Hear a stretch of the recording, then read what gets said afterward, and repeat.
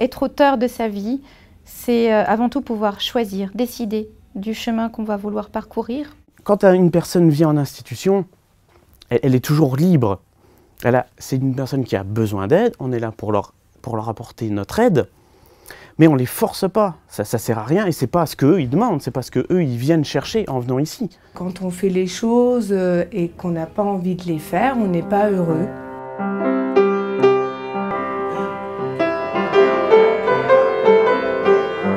Si je joue, c'est que ça me fait plaisir.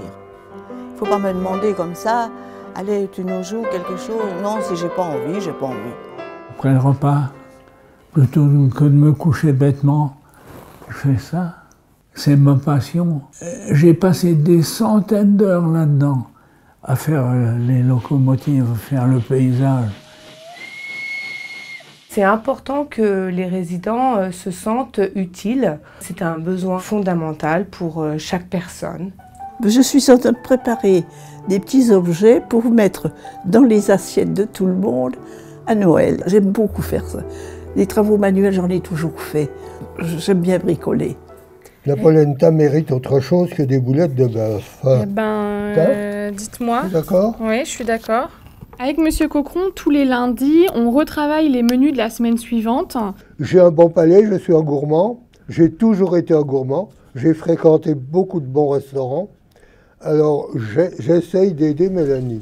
C'est un très bon porte-parole. Jusqu'ici, j'ai pas eu de retour négatif par rapport à nos changements de menu.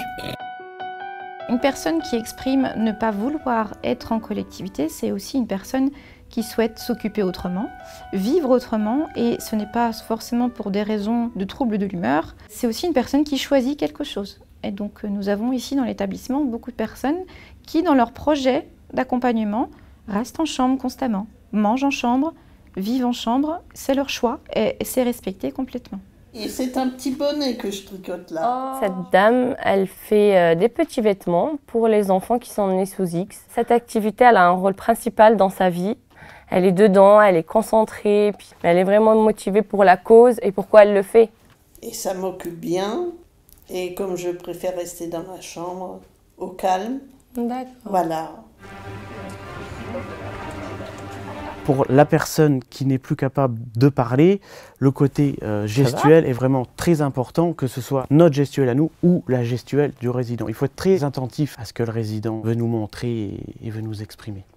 Il y a un jeu en fait entre le résident et nous. Il va forcément nous envoyer des signaux quelque part. Après, c'est à nous de les interpréter. C'est pas toujours simple, mais plus on connaît le résident, plus ça devient facile.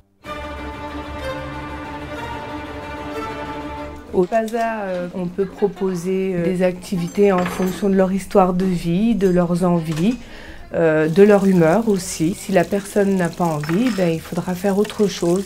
Rien n'est figé, chacun est libre et chacun doit avoir le choix de faire ou de ne pas faire.